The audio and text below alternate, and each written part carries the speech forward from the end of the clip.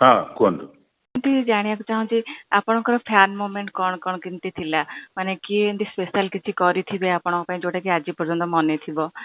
ଆପଣ female fan ହୁଅନ୍ତୁ କି ମେଲ୍ ଫ୍ୟାନ୍ ହୁଅନ୍ତୁ, ଆରମ୍ଭରୁ ଏପର୍ଯ୍ୟନ୍ତ କୋଉ ଫ୍ୟାନ୍ଙ୍କ ସହିତ ଏବେ ବି ଆପଣ ଟଚ୍ ରେ ଥିବେ? ମାନେ ଆପଣଙ୍କର ସେତେବେଳେ କେମିତି ଫ୍ୟାନ୍ ମାନେ ଆପଣଙ୍କୁ ଦେଖା କରିବାକୁ ଆସୁଥିଲେ, ଆପଣଙ୍କ ପାଇଁ କଣ ସ୍ପେଶାଲ କେହି କିଛି ଫ୍ୟାନ୍ କରିଥିବେ? ନାଇଁ ଏମିତି ତ ମୁଁ ସେତେବେଳେ ଫିଲ୍ମ କରିକି ପ୍ରଥମ ଫିଲ୍ମ କରିକି ମୁଁ ତାପରେ ଆଉ ଦି ବର୍ଷ ଫିଲ୍ମ କରିନି କିଛି, ପଢିବା ପାଇଁ ଚାଲି ଯାଇଥିଲି ବାହାରକୁ। ଏଠି ସେତେବେଳେ ମୋ ସାନ ଭଉଣୀଟା ବାହା ହେଇନଥିଲା, ଆଉ ସିଏ ଘରେ ଥାଏ। ସେତେବେଳେ ଯେତେ ଫ୍ୟାନ୍ ଲେଟର ଆସୁଥାଏ ତା ରିପ୍ଲାଏ ସବୁ ସିଏ ଦିଏ। ଆଚ୍ଛା, ଆପଣଙ୍କ ଭଉଣୀ ଦିଅନ୍ତି? କାରଣ ମୁଁ ତ ନଥିଲି, ମୁଁ ଲୁଧିଆନାରେ ରହୁଥିଲି ନା।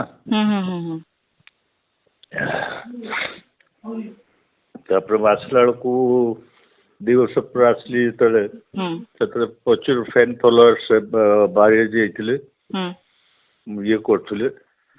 ତାପରେ ହଉଛି କିଛି ଦିନ ପରେ ମୋର ସାଙ୍ଗର ବାହାଘରରେ ମୁଁ ଗଲି ବାସୁଦେବପୁର। କୋଉଠି ଯାଇଥିଲେ? ବାସୁଦେବପୁର। ସେଠି ମୁଁ ଗୋଟେ ଭଲ ଟି ସାର୍ଟ ଗୋଟେ କିଣିକି ଆଣିଥିଲି କାଲକାଟାରୁ, ଏ ବାହାଘର ପିନ୍ଧିବି ବୋଲି। ତାପରେ ମତେ ତ ନେଇଗଲେ ଲେଡିଜ ହଷ୍ଟେଲ ଦେଇକି, ଆଉ ସେଠି ବର ଘରେ ପହଞ୍ଚିଲା ବେଳକୁ ଆମ ଜାମାର ଗୋଟେ ଇଞ୍ଚ ବି ନାହିଁ, ଆଉ ସବୁ ଚିରି ଦେଇଛନ୍ତି। ଆଉ ଲେଡିଜ ହଷ୍ଟେଲ ହେଇକି ଆମେ ଗଲୁ ବରଯାତ୍ରୀ। ସେଠି ତାପରେ ତ ପୁରା ଟଣା ଝିକା କରିକି ସବୁ ଝିଅ ମାନେ ସାର୍ଟଟାକୁ ପୁରା ଚିରି ଦେଇଥିଲେ। ସେଠୁ ମୁଁ ମାଗିକି ଜଣଙ୍କ ପାଖରୁ ଗୋଟେ ବେନିୟନ ପିନ୍ଧିକି ଆସିଲି।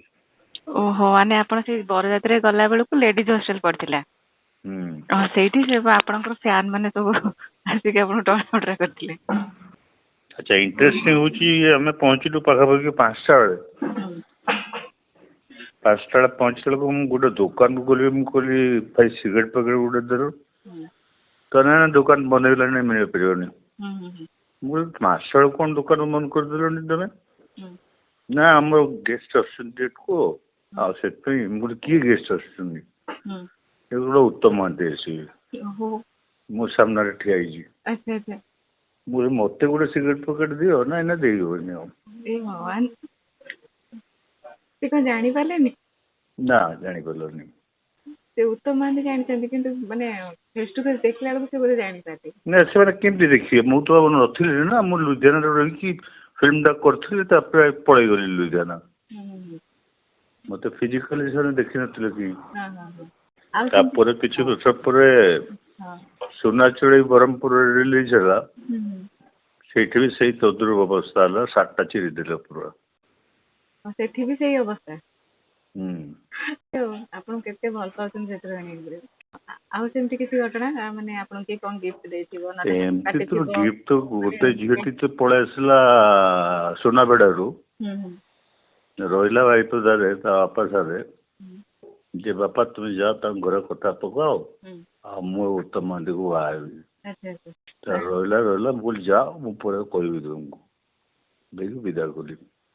ସେତେବେଳେ ଆପଣ ବାହା ହେଇଥିଲେ ନା ବାହା ହେଇନଥିଲେ? ନା, ବାହା ହେଇନଥିଲି।